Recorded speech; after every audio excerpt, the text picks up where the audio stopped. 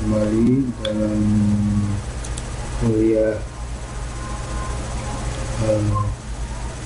Principle and Design of Animation. Kita lanjutkan kembali perkuliahan. Setelah pekan yang lalu kita membahas mengenai ekspresi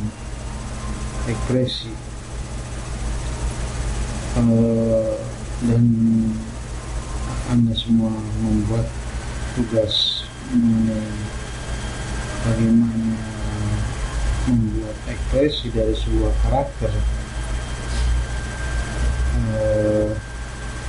yang rata-rata sudah cukup baik, namun ada beberapa yang memang perlu diperhatikan dan harus dipertajam lagi.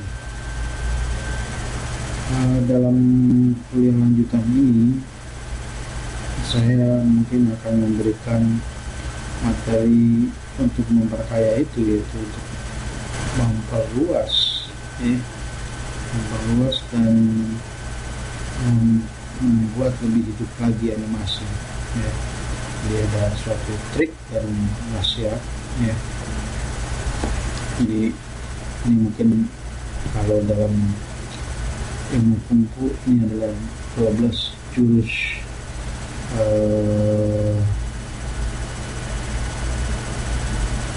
yang mematikan untuk membuat animasi, atau mungkin ini bisa dibilang 12 jurus animasi, atau dalam dunia animasi kita mengenalnya 12 prinsip animasi.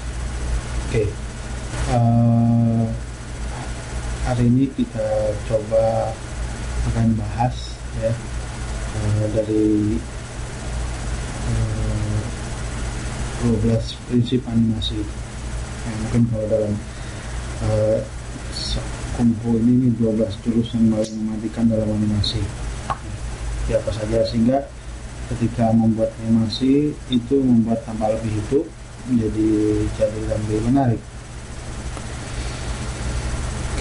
Kita lihat apa saja itu ke-12 prinsip animasi.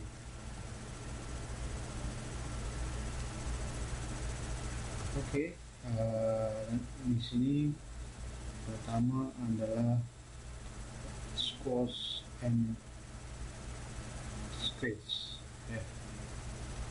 Jadi kalau mungkin ada dua di sini squash.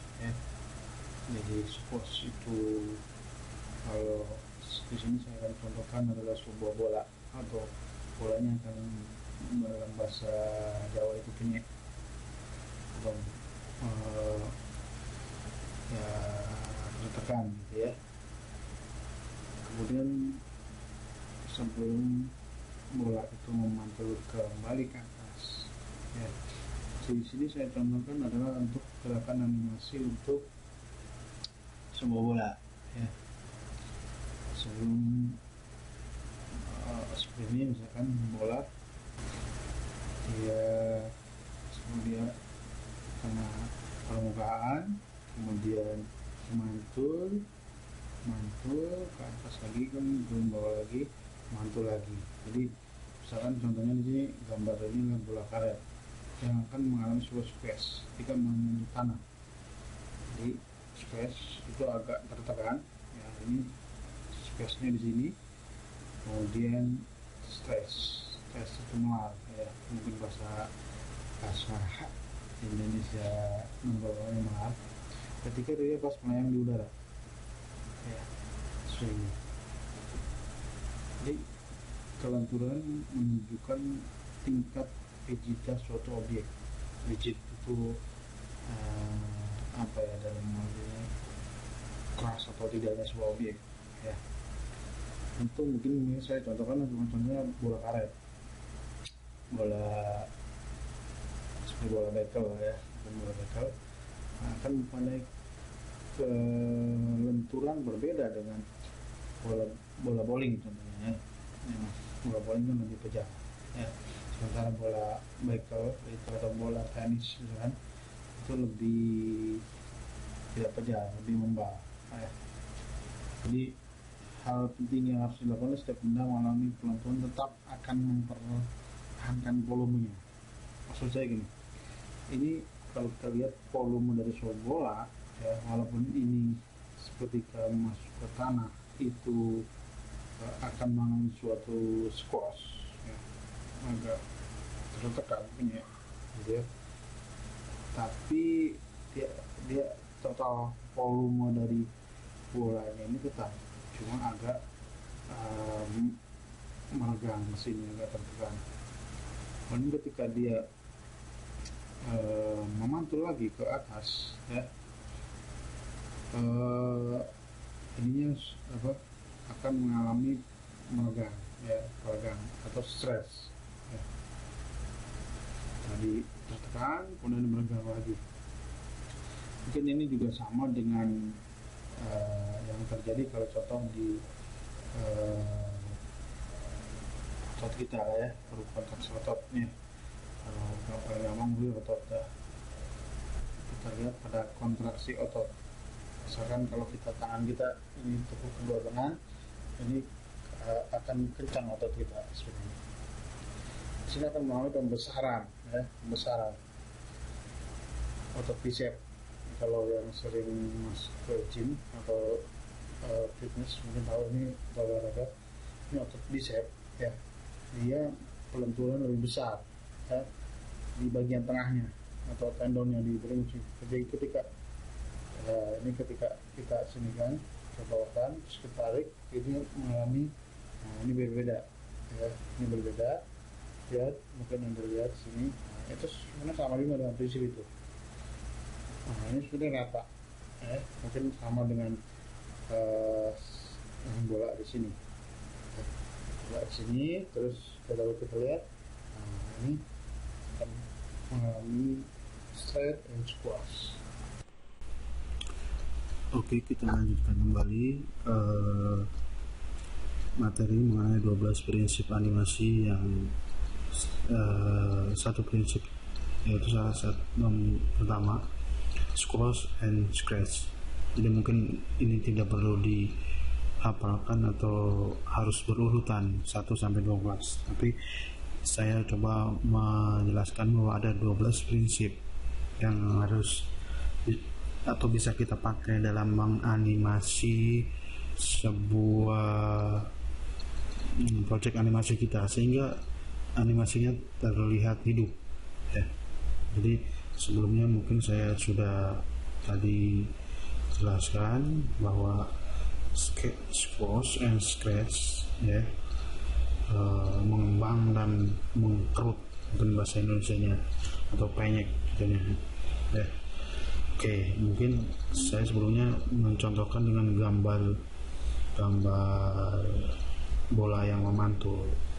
Di sini kalau kita menggambar dari awal, mungkin di materi pertama dengan press itu pakai lingkaran segala macam, di mana pantulan lingkaran itu selalu bulat. Nah, itu sebenarnya belum menggunakan atau mengaplikasikan dari 12 prinsip animasi itu, karena bolanya belum tentu bulat seperti ini kalau dari samping, bisa saja mengkerut atau mengembang gitu ya. Tentunya tidak semua ya, tergantung daripada nanti yang saya namakan dengan rigiditas sebuah objek ya. Mungkin bola karet kayak bola bekel itu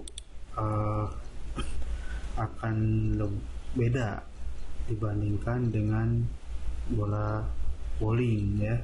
Untuk bola bowling tidak mungkin kita gambarkan, kita animasikan mengembang dan mengkerut, squash and scratch. Oke, mungkin untuk lebih mudahnya saya coba tayangkan beberapa tampilan ini. Oke ya. Jadi bisa kita lihat bahwa seperti tadi bahwa ini adalah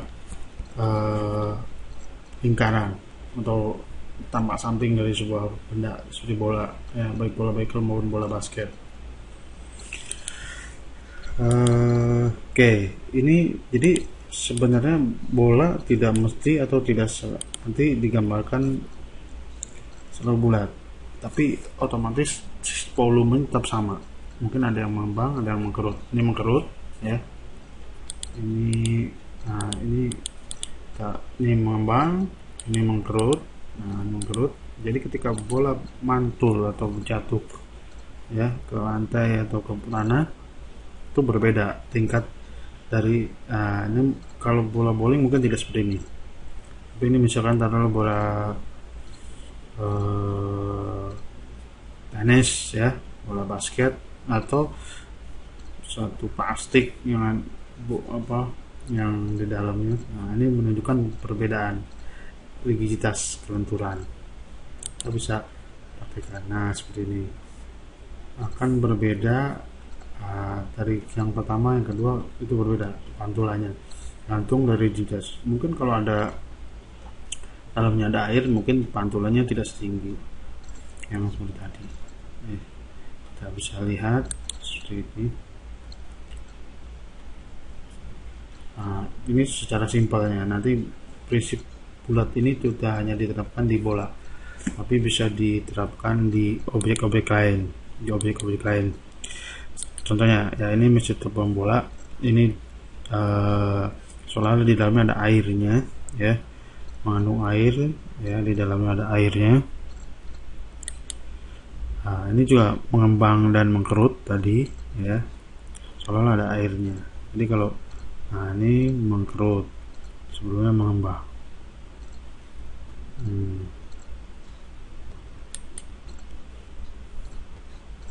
Oke.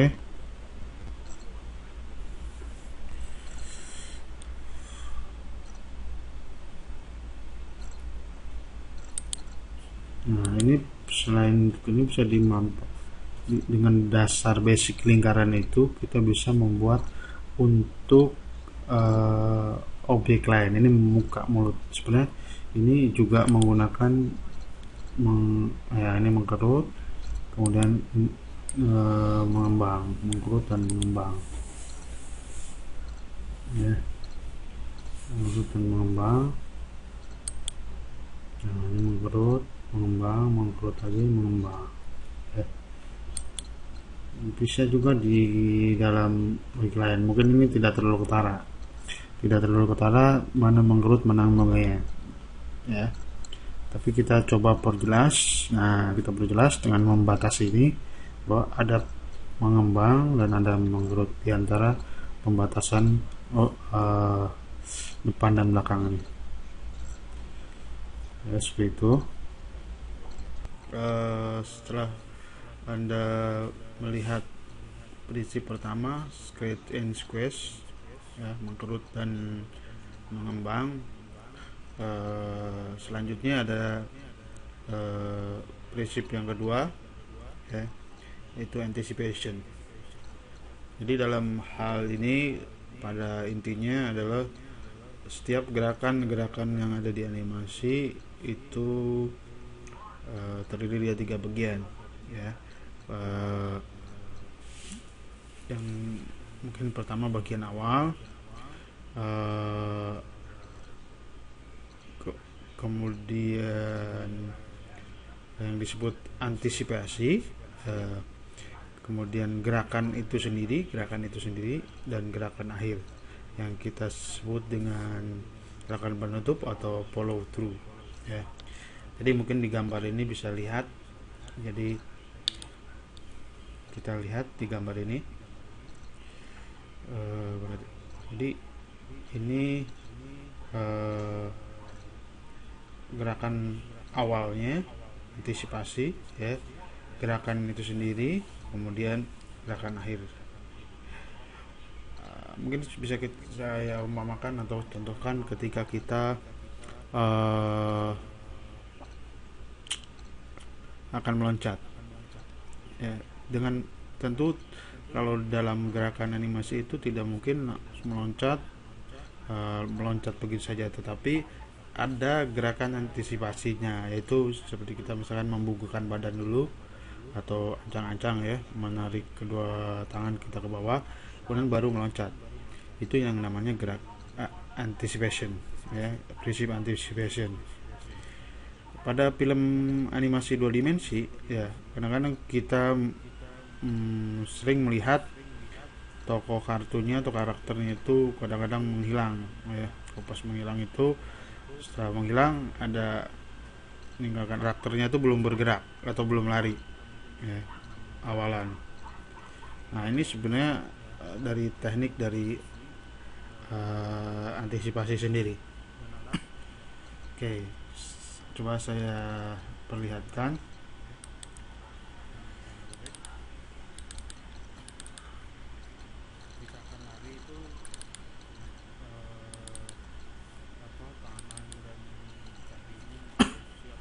Oke, mari kita lihat di sini. Saya contohkan, saya perlihatkan ya, perlihatkan ketika kita akan melompat ya, ketika kita akan melompat. Nah ini seperti ini. Nah tentu tadi gerakan tadi itu adalah antisipasi ya.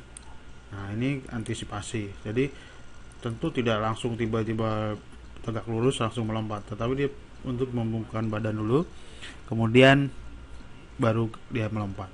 Jadi kalau kita akan membuat sebuah scene dalam film animasi, dalam hal ini 2 dimensi ya, ataupun 3 dimensi juga sebenarnya menggunakan prinsip yang sama. Berarti kita harus ada satu frame atau beberapa frame untuk menggambarkan prinsip antisipasi ini. Nah ini sini langsung meloncat ya. Jadi nah ini juga bisa ya, selain meloncat kita gerakan menendang. Menendang tidak tiba-tiba langsung tendang kaki kita dari depan ya, depan di antara badan kita, di depan badan kita, tetapi dia mengancang-ancang ya, ke belakang dulu, kita diangkat. Mungkin kalau Anda sering menonton sepak bola, tidak ada yang penendang penalti itu langsung tendang spontan ya, mungkin ada, tapi biasanya kan dia mengancang-ancang, jadi anticipation ya, ditendang seperti itu. Jadi ini contoh dari prinsip anticipation. Oke, selanjutnya selain daripada prinsip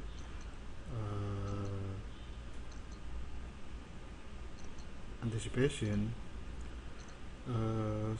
prinsip selanjutnya adalah staging ya. Dalam prinsip ini selain animasi yang bagus ya, gerakan dari prinsip pertama, prinsip kedua, anticipation, straight and squares, diperlukan juga staging, itu bagaimana menempatkan karakter di hadapan kamera. Jadi pengambilan kameranya, sudutnya dari mana ya, atau dengan kata lain menempatkan ya. Jadi dengan menempatkan kamera yang baik ya,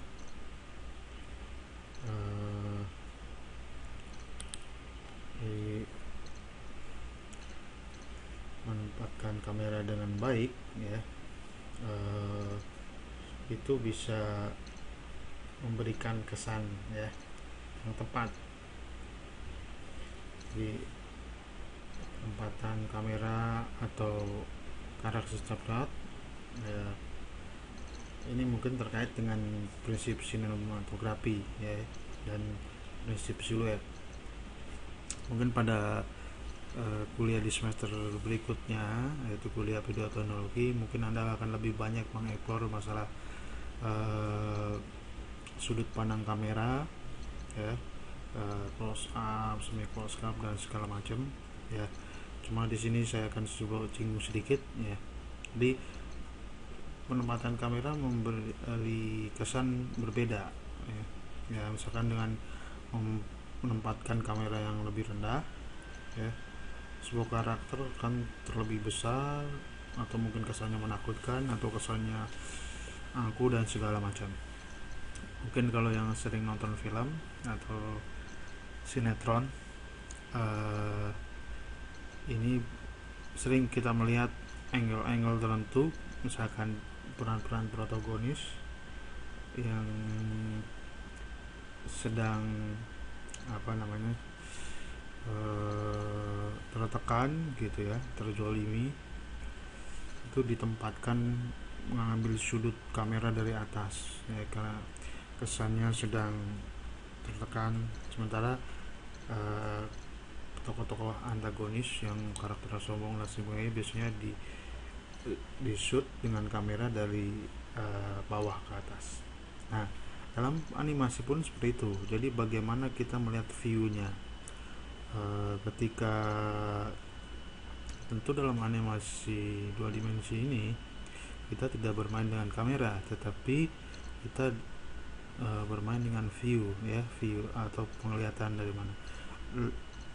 Mungkin lagi ketika perkuliahan awal kita, yang awal Anda disuruh membuat sebuah karakter ya sendiri-sendiri, itu saya meminta menggambar dari depan ya, front view, dari samping ya, side view, dan dari belakang ya, karena mungkin kalau nanti di 3 dimensi akan ditambah dari atas. Penempatan kamera yang tinggi ya, yang menempatkan kesannya orangnya lagi kelihatannya lebih kecil, tertindas dan segala macam. Dan penempatan secara simetris membuat karakter terlihat lebih formal dan berwibawa. Sementara penempatan gerak secara diagonal membuat adegan terlihat dinamis. Jadi mungkin kalau kita lihat di gambar ini ya, karakternya ini sama saja dari tiga, cuma stagingnya, penempatannya tampak dari 3/4 depan dengan sejajar ya. Ini diambil 3/4 juga, tetapi seolah-olah ya, karena dalam animasi tentu tidak ada kamera. Ini kita melihatnya dari bawah ke atas, jadi seolah-olah mata kita ada lebih bawah, sementara ini yang sebelah sini kita melihat dari atas. Nah, jadi ini prinsip di sinematografi dalam, mungkin yang akan Anda pelajari lebih detail lagi di video teknologi di semester depan. Melihat siluet karakter. Jadi pada bagian foreground dan background ya, foreground itu warna tampak yang lebih depan, sementara backgroundnya seperti ini, background bayangan di ini ya, di dalam karakter memberikan ketegasan pose sesuai karakter. Jadi tidak terlalu mati ininya si karakternya, tidak kaku. Oke, lihat contoh dari staging ya. Jadi Anda lihat ini sebenarnya yang akan difokuskan di mana gitu ya, pengambilan gambarnya fokus di mana. Tentu kalau kita lihat ini gambar sulap, nanti kita akan fokus di topi ini, bukan di kepala, bukan di tangan, tapi lebih fokus ke sini. Ini ada staging. Ini prinsip staging, dia menekankan pada fokus apa, objek apa yang akan diambil. Misalkan kalau kita mengambil contoh lain untuk seorang yang sedang terlambat, buru-buru melihat jam, pasti stagingnya ketika di gambar jamnya itu, di jam tangannya itu lebih difokuskan. Itu salah satu prinsip staging. ya. Ini staging seperti ini. Jadi kira-kira seperti itu yang jadi dari awal ya, seperti ini. Kita akan fokus pada sini, jadi staging. Nah, tidak pada kepala ataupun pada badan, tapi karena kita fokus pada ini. Jadi kalau kita menggambarkan orang buru-buru udah telat, lihat jam, nah itu difokusin pada jam, itu merupakan salah satu teknik staging juga, fokus di situ. Oke, saya rasa yang untuk staging contohnya seperti ini.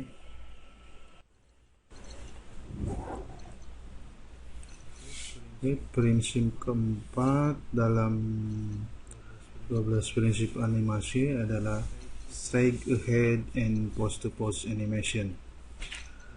Jadi di sini ada dua pendekatan sebenarnya dalam membuat pergerakan animasi ya. Yang pertama straight ahead and pose to pose. Oke, sebelumnya saya jelaskan yang straight ahead terlebih dahulu. Jadi straight ahead adalah metode dengan menggambar secara berurutan dari gambar pertama, kedua, dan seterusnya. Jadi dalam hal ini mungkin kalau dalam PS yang di awal basic, ini teknik menggambar menggunakan teknik frame to frame. Jadi dalam misalkan dalam 1 detik ada 24 frame, maka dari frame pertama sampai frame ke 24 itu dibuat satu demi satu ya. Dalam arti setiap frame dibuat terus. Memang ada beberapa keuntungannya ya, yaitu gerakan akan terlihat terlebih natural, spontan, lebih smooth, lebih halus. Ini juga membutuhkan improvisasi dari sang animatornya, jadi harus kreatif. Jadi kita bisa menentukan kemana saja yang bisa ke bawah ya. Seperti ini. Jadi ini pergerakan 1, 2, 3 ini dibuat satu demi satu, dibuat lagi. Mungkin teknik sekarang bisa jadi agak sedikit beda, jadi cuma digeser tangannya segala macam di rotate, tapi itu dibuat satu demi satu. Jadi mungkin gambar ini contoh ya, seperti contoh ini. Kekurangannya adalah biasanya kita agak sulit untuk menentukan durasi animasinya. Jadi karena kebanyakan frame yang kita buat dengan harapan lebih halus ya, lebih natural, justru itu memakan jumlah frame yang sangat banyak ya. Waktunya bisa lebih panjang ya, lebih panjang ini dalam artian waktu pengerjaannya lebih lama, atau bisa jadi lebih cepat dari seharusnya karena mungkin kelihatannya seolah sudah cukup, tapi ternyata ketika dicoba terlalu patah-patah gerakannya. Kadang-kadang gambar bisa membesar atau mengecil tanpa kita sadar. Dalam Flash mungkin bisa dibantu untuk mengurangi faktor ini dengan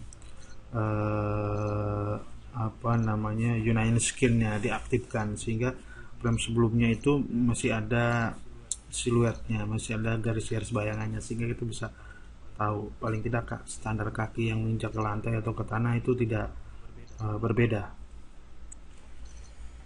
Ada banyak sekali perencanaan yang harus dilakukan untuk memenuhi hasilnya, jadi supaya bagus. Kadang-kadang kita harus mengimprove-nya, merapikannya yang tadi besar kecil seterusnya, kemudian skalanya ya.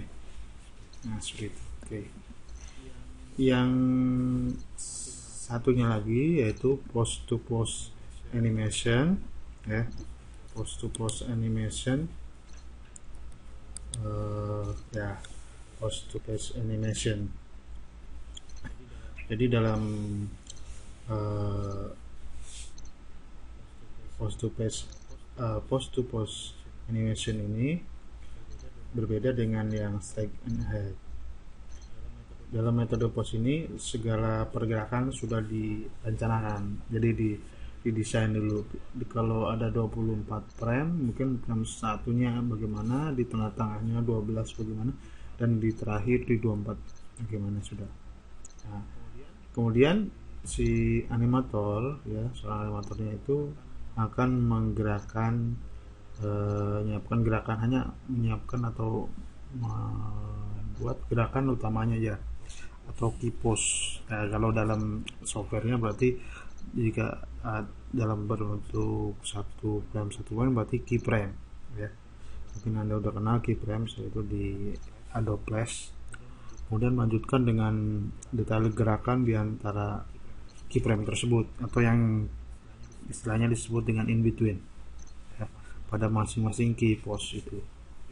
Biasanya untuk film-film besar, terutama di studio-studio animasi yang besar, yang membuat key pose atau keyframe dengan yang membuat in between-nya itu bisa jadi orangnya berbeda karena proyeknya sangat besar.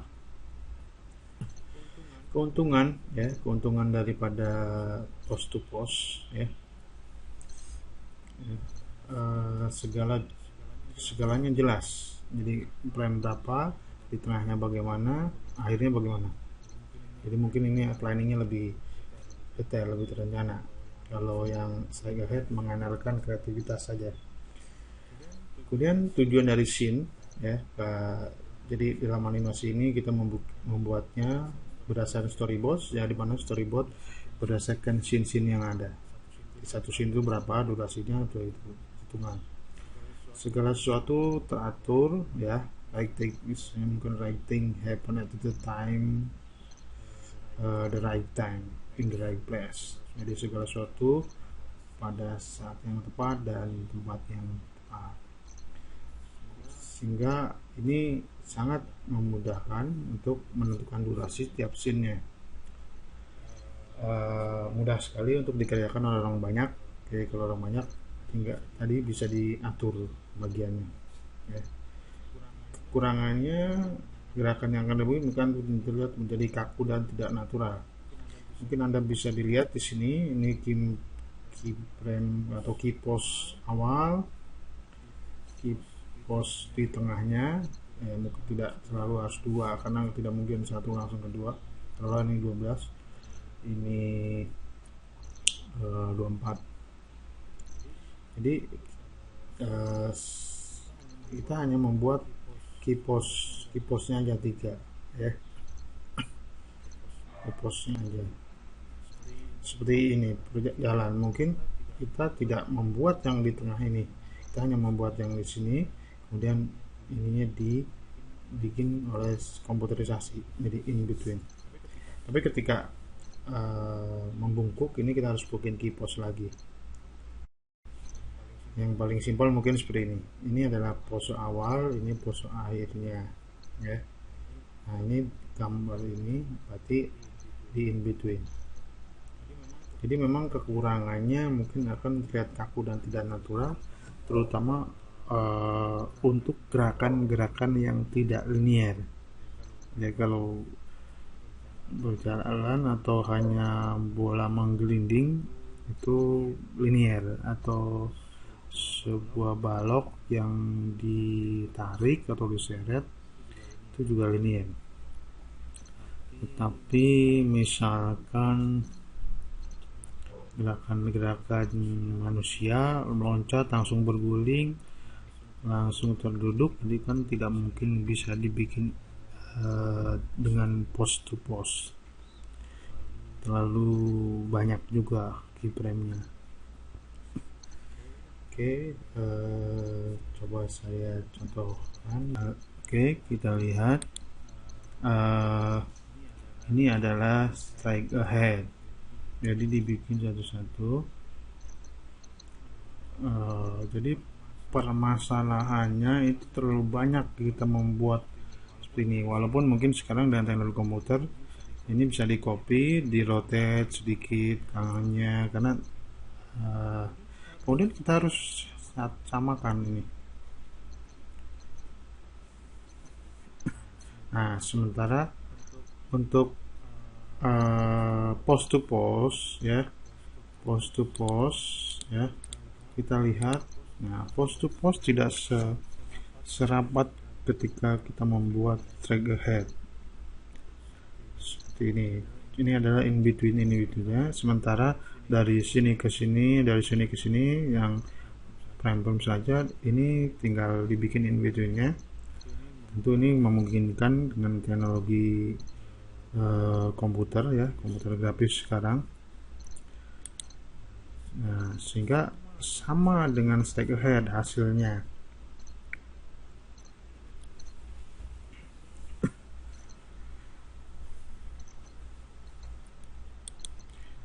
Nah, jadi sama seperti stack ahead. Oke, kita lanjutkan. Selanjutnya yaitu prinsip kelima, follow through and overlapping action. Mungkin saya sedikit mengulas materi fisika di SMP atau di SMA. Saya rasa Anda pernah mempelajari hukum Newton 1, 2, dan 3, terutama hukum mengenai hukum kelembaban. Jadi dalam hukum kelembaban Newton itu berbunyi bahwa setiap benda akan terus tetap bergerak ya, akan cenderung tetap bergerak walaupun ada gaya yang memberhentikannya. Maksudnya dia akan terus bergerak. Yang paling gampang mungkin saya contohkan, ketika Anda berlari terus Anda harus berhenti, tidak mungkin dalam detik itu juga Anda berhenti. Atau ketika Anda turun dari mobil atau melompat, dia tidak mungkin, terutama untuk yang misalnya loncat dari mobil atau dari Metro Mini atau Mini Harta, ketika mobilnya terlalu cepat, belum benar-benar berhenti Anda loncat, tentu tidak mungkin Anda itu loncat dan langsung diam. Biasanya badan Anda akan terbawa ke depan. Jadi nah itu yang akan kita terapkan dalam prinsip follow through and overlapping action. Jadi kalau kita lari tiba-tiba berhenti ya, nggak mungkin. Contoh paling gampang, kalau lari di Olimpiade itu 100 meter, ketika cepat mendekati 100 meter finish itu kan sudah sampai, tapi setelah itu pelarinya masih tetap berlari sedikit-sedikit untuk sampai ke berhenti. Jadi pas ke 100 meter masuk itu tidak langsung berhenti ya, tidak ada yang seperti itu yang hukum Newton. Jadi kita masih, badan kita karena sedikit terdorong ke depan sebelum akhirnya kita tegak lagi seimbang. Jadi perhatikan setiap gerakan yang kita lakukan. Jadi kita akan menemukan atau merasakan gerakan berlebih pada setiap akhir gerakan yang dilakukan ya. Mungkin di sini ada gambar kelinci ini.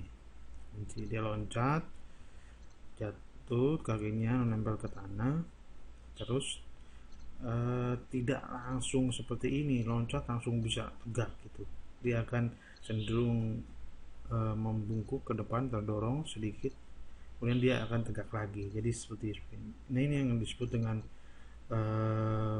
follow through, ada gerakan penutupnya. Jadi dari sini ke sini balik lagi seperti ini. Mungkin ini sama tegak. Karena tidak semua gerakan terdiri atau berhenti pada saat yang bersamaan. Jadi loncat langsung berhenti, tidak langsung berhenti dalam detik itu juga tidak, tapi dia akan mencoba untuk berhenti dan posisi seimbang atau tegak lagi ya. ada selang waktu ya antara gerakan utama atau gerakan ini ya, yang sampai seperti ini, kemudian dengan gerakan sekunder. Nah ini gerakan sekunder setelah menempel tanah kakinya, ini gerakan kedua, setelah ini gerakan sekunder.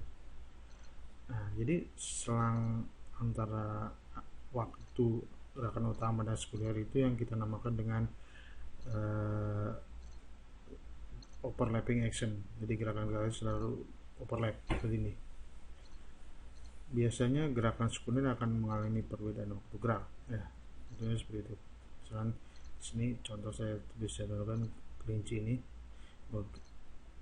seekor binatang bergerak, ekornya akan ikut bergerak, misalnya kucing, anjing ya, tapi gerakan ekor tidak berhenti bersamaan dengan gerak binatang ya. Kadang-kadang kucingnya jalan, terus ekornya jalan bergerak, bergoyang, kemudian ketika kucingnya berhenti, ekornya belum berhenti.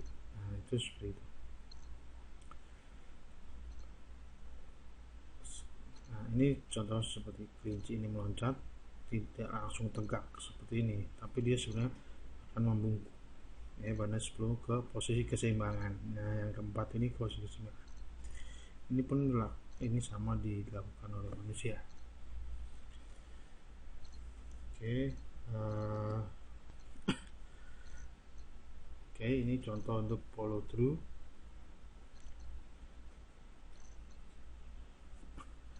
Di follow through paling gampang mencontohkan dengan seperti ini. Ini ada triplek mungkin atau kayu yang sedikit lentur ya, sedikit lentur. Ketika ditekuk atau coba untuk dibengkokkan seperti ini, nah jadi tidak langsung lurus begini, tapi dia akan melewati sini baru balik lagi. Contoh lain mungkin kalau kita lihat anak panah kalau di film animasi itu, ketika menancap ke targetnya, dartnya, itu panahnya tidak langsung tertancap dan kaku, tapi biasanya ekor belakangnya itu bergoyang-goyang dulu. Nah ini itu juga termasuk dalam prinsip follow through ya, dan overlapping. Jadi bisa lihat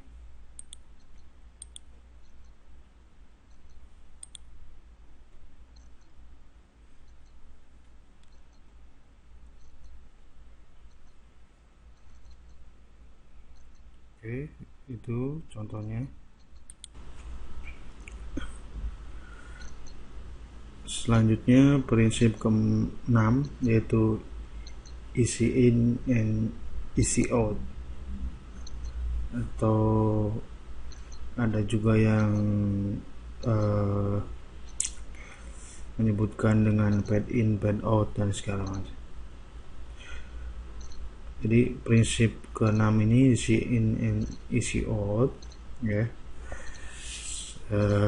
terkait juga dengan fisika ini, tentang gerak ya. Walaupun kita belajar animasi, tapi kita coba karena mungkin background kita di teknik juga, jadi saya contohkan dengan materi yang pernah Anda dapatkan di SMA atau SMP. Itu mungkin pernah Anda dapat fisika gerak lurus beraturan dan gerak lurus berubah beraturan. Yang satu GLB, atau yang satu lagi kita sering singkat GLBB. Dari sini kita bisa lihat, ini saya contohkan beberapa pola ya. Dari suatu pose yang diam ke gerakan akan terjadi percepatan, dari gerakan sebuah pose akan terjadi pelambatan. Jadi kalau dari yang diam ke bergerak akan terjadi percepatan, dari yang gerak menjadi diam itu pelambatan. Itu yang kita namakan GLBB, adanya percepatan ya. Sementara gerak lurus beraturan kan percepatannya 0 ya. Oke lah, mungkin ada yang lupa di fisika. Oke, tapi yang saya mau jelaskan di sini adalah Contohnya di gambar ini, yang sebelah ini ada gambar kiri dan gambar kanan. Oke. Gambar sebelah kiri adalah gambar botol jatuh dengan kecepatan konstan. Ya, ini dari mulai sini jatuh terus konstan. Artinya kalau dari fisika, ya, percepatannya tidak ada, ya. Sementara yang kanan, ya, ada bola yang jatuh dengan efek slow in. Semakin ke sini, ya, semakin lambat. Nah, kalau kita lihat gambar kiri dan gambar kanan, jumlah premnya sama. Ya, ini semua saya lihatkan, ini premnya sama. Jadi perhatikan gambar yang sebelah kanan, terutama jarak antar bolanya ini, ya, bervariasi. Jarak antar satu prem atau dengan prem lain bervariasi. Dari mulai sangat kecil ini overlapping terus seperti ini sampai akhirnya ada celah. Berarti ini berbeda kan dari yang pertama. Sementara yang sebelah kirinya hampir sama, jadi semua sama, tidak ada celahnya. Artinya dia kecepatan jatuhnya konstan, sementara yang ini tidak konstan. Dalam hal ini ke sini semakin ke bawah sebagai nama, ya.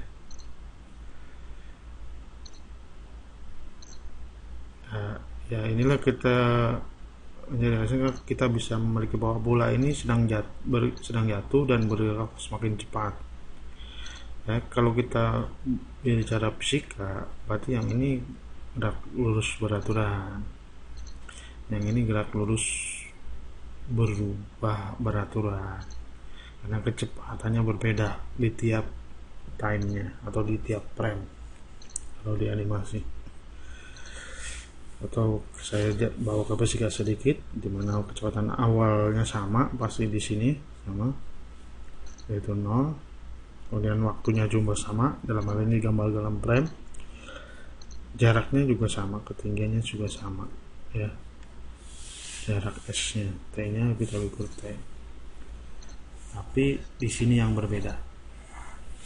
Atau kalau dalam penggambaran seperti ini, atau nanti dianimasikan kalau di flash ini jarak antar frame itu seperti ini. Jadi ini pelan menggambarkan batu semakin rapat, itu dari sini pelan agak cepat semakin cepat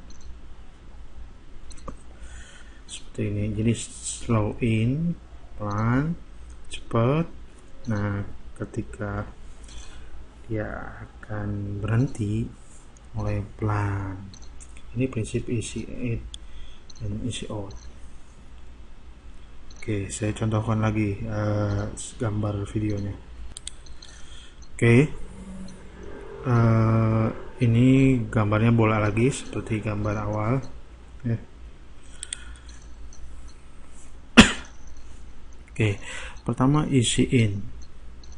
Lihat, mungkin di sini lebih rapat lingkarannya semakin renggang, kemudian rapat lagi. Artinya di sini ada pergerakan sedikit dari lambat ke cepat sekali, kemudian melambat lagi. Ya, easy out. Nah, kalau di lengan, di tangan juga seperti itu. Nah, ini kita coba lihat semakin lihat untuk yang baik ini seperti ini, untuk menghaluskan gerakannya ini rapat, sementara ini renggang, ya. Ini sama juga easy in, easy out di sininya. Oke. Nah, prinsip ini juga, ya,